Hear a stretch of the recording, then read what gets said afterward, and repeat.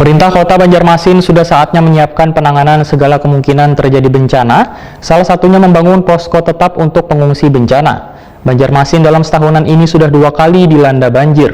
Pertama pada pertengahan Januari atau awal tahun 2021 lalu, sedangkan yang kedua terjadi dalam sepekan ini akibat banjir rob. Pemerintah Kota Banjarmasin sudah saatnya menyiapkan penanganan segala kemungkinan terjadi bencana, salah satunya membangun posko tetap untuk pengungsi bencana. Wakil Ketua DPRD Banjarmasin, Matnor Ali FSEW takoni Prima TV jelang tengah hari Kamis 9 Desember 2021 memadahkan Banjarmasin dalam setahunan ini sudah 2 kali dilanda banjir. Pertama pada pertengahan Januari atau awal tahun 2021, lalu kejadiannya lebih sebulan. Sedangkan yang kedua terjadi dalam sepekan ini akibat banjir rob. Maka kada salah bila Banjarmasin ini sudah sangat rawan terhadap musibah banjir hingga merendam pemukiman, bahkan berpotensi berkelanjutan sehingga harus ada tempat aman bagi korban bencana banjir ini. Politisi Partai Golkar ini pun meminta pemerintah kota untuk membangun posko atau bangunan bagi pengungsi bencana di titik-titik rawan banjir. Bangunan tempat pengungsian bencana ini pun ujar Matnor Ali F kada perlu permanen, terpenting sudah ada tempat alternatif yang bisa dijadikan tempat pengungsian. Matnor Ali F juga meminta warga untuk memperhatikan peralatan yang berhubungan dengan listrik atau peralatan lainnya jangan sampai terendam. Sedangkan pemerintah kota diminta untuk membenahi sungai wan drainase supaya banyu kada terlalu lawas mengendap di pemukiman atau di jalan. Paling tidak kita mengingatkan kepada masyarakat kewaspadaan kita, ya kewaspadaan kita itu misalnya nih dengan aliran listrik juga harus dijaga, jangan sampai kelupaan mengandalkan colok listrik itu di lantai.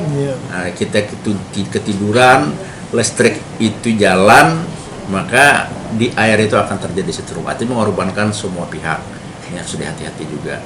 Nah juga kepada pihak pemerintah juga saya sudah beberapa kali sudah menyampaikan, kendati pun dengan adanya kondisi banjir rob ini adalah merupakan akibat fenomena ya, tidak lepas tangan juga pemerintah kota juga paling tidak meminimalisirkan percepatan air itu bisa akan kembali surut ya. Nah jangan sampai begitu dia masuk tapi genangan air itu lamban akan surutnya, ini juga akan sangat berpengaruh.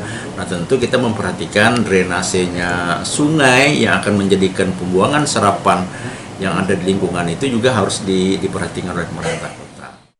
Matnor Ali F berharap pemerintah kota secara berkesinambungan dalam menanggulangi permasalahan banjir ini wan dijadikan program dari pemerintah untuk menyelesaikan sungai-sungai yang tersumbat hingga terjadi pendangkalan. Maka harus dilakukan pengerukan sehingga serapan banyu bisa terbagi.